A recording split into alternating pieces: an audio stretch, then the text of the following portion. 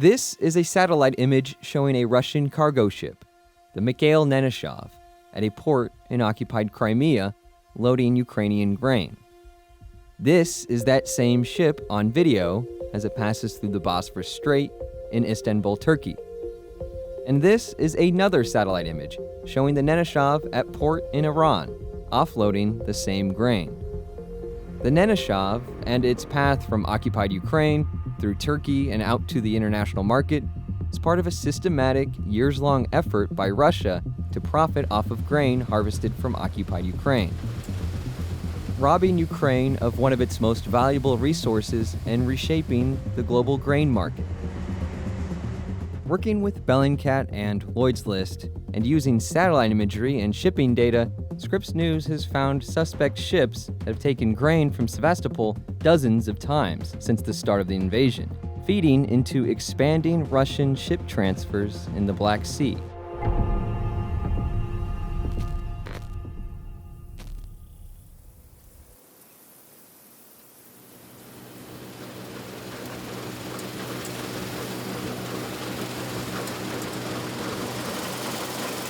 Before Russia's invasion, Ukraine ranked among the world's largest exporters of staple grains, such as wheat, corn, and barley. In 2021, it exported almost 10% of the world's wheat, a vital food source for countries like Egypt, which is one of the world's largest importers of wheat. But Ukraine's place in that global food system changed after February 2022, when Russia invaded and started to occupy a large swath of Ukraine's agricultural land and blocked Ukraine's maritime activity in the Black Sea. While Ukraine has been able to dislodge Russian forces from much of what they initially occupied, Vladimir Putin announced the annexation of parts of Ukraine's southern land, including Zaporizhzhia and Kherson.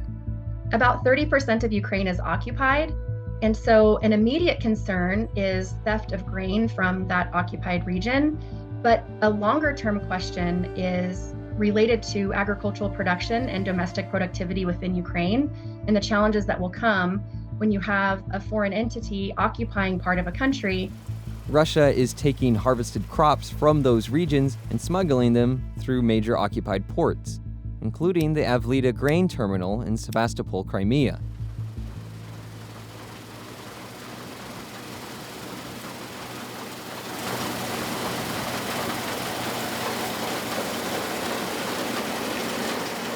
Сьогодні ми на нашому полі.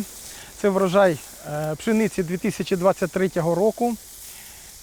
Пшениця в цьому році дає нам по 60 центнерів з гектару. Пшениця – це золото України, яка поставляє пшеничку не тільки Європу, а весь світ. Ми на цій території, на цих полях вже ось на оцих на всіх працюємо 15 років. Вирощуємо ми зернові, пшеницю, ячмінь, кукурузу, гречку, сою та сонях. Сьогодні ми працюємо, збираємо пшеницю, бо в нас на Україні кажуть, що хліб всьому голова. Заробіток по пшениці зараз упав. Упав і практично це відсотків на 60. Наша територія конкретно, це поле, на якому сьогодні зараз стоїмо, воно знаходиться 6,5-7 кілометрів до границі з Росією. З території Росії йдуть постійні обстріли і мінометами, і важкою артилерією. У нас Білопілля обстрілювали градами.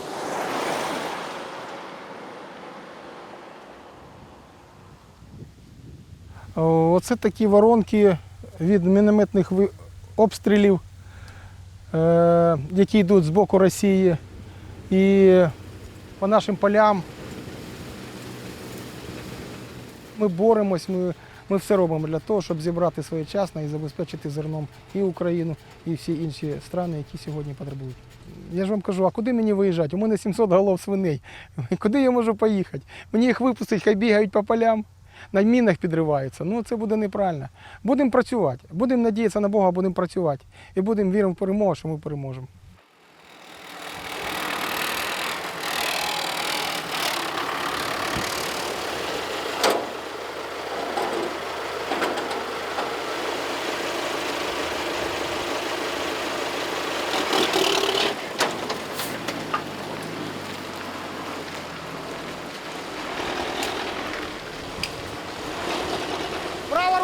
Михайлович, вправо!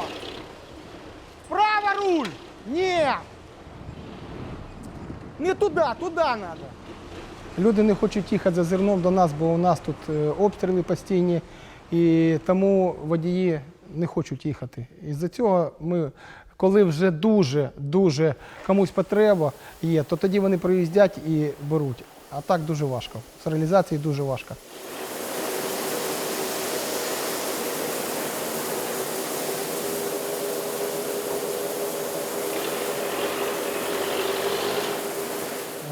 Я не знаю, як буде цього року по реалізації зерна, бо з кожним днем все важче і важче.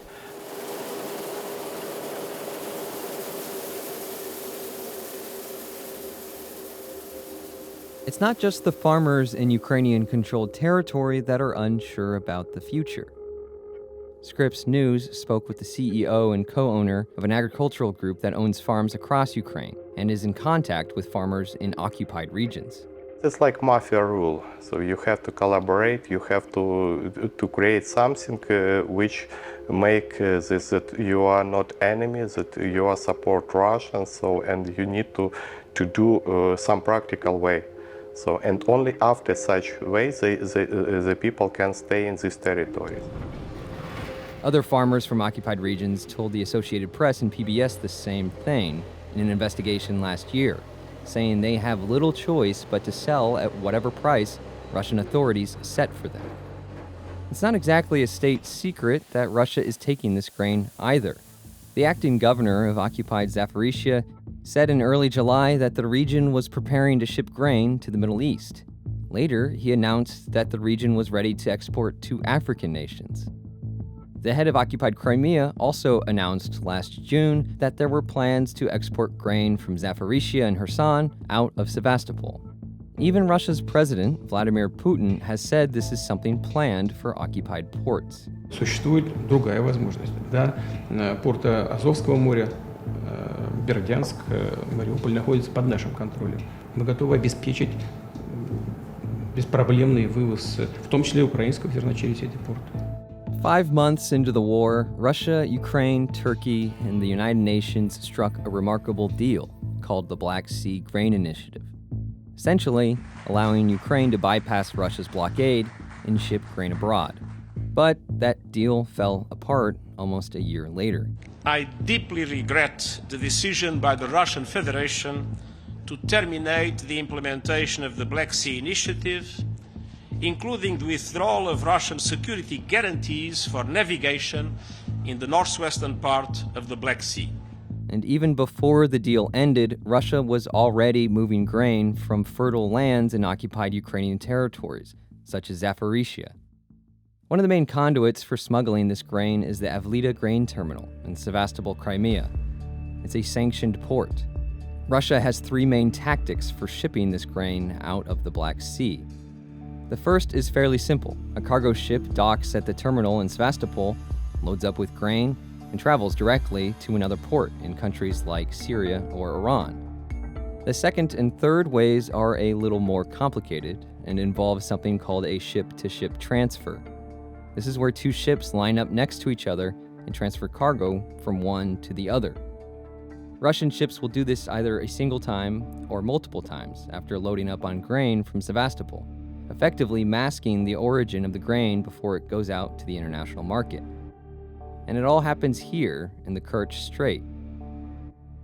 Much of this activity is hidden through another method commonly used to evade sanctions, by turning off a ship's automatic identification system, or AIS.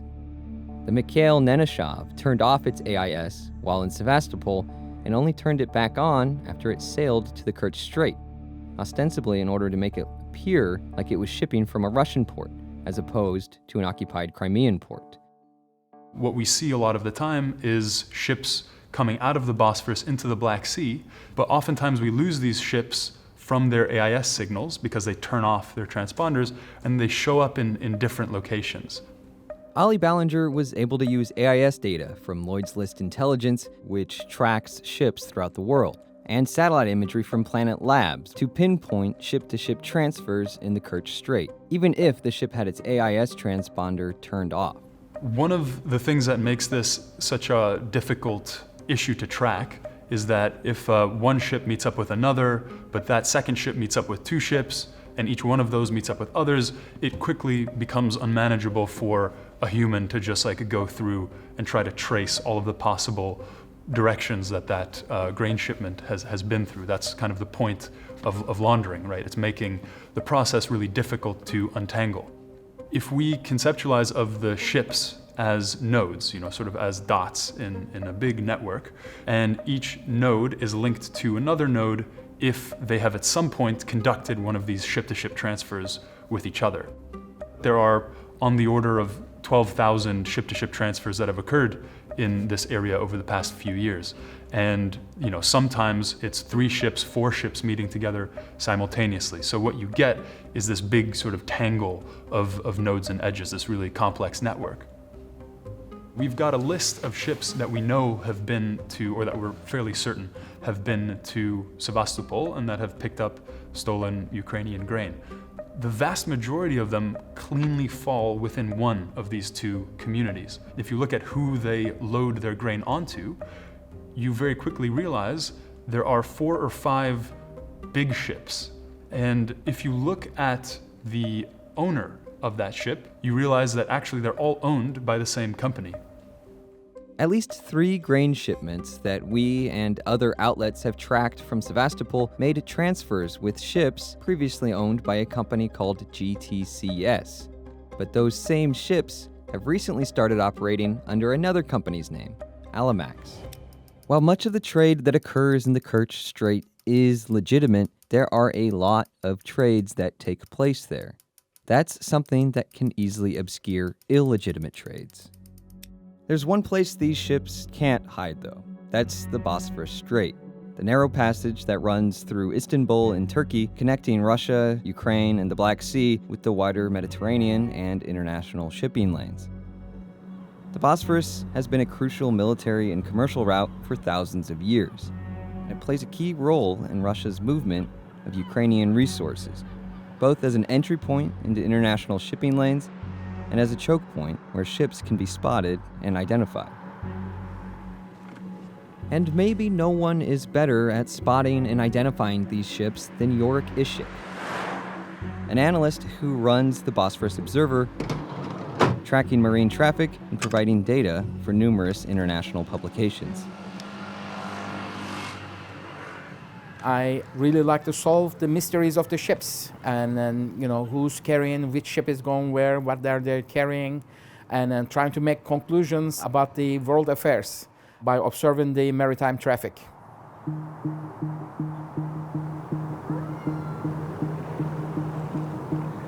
With the advance of social media, it's became so much easier to cooperate with like-minded people around the world, to put 2 and 2 together, to solve some puzzles about what's happening around you. Without any bias or without adding any spin on it, I can just report what I see in some kind of, very basics of citizen journalism maybe.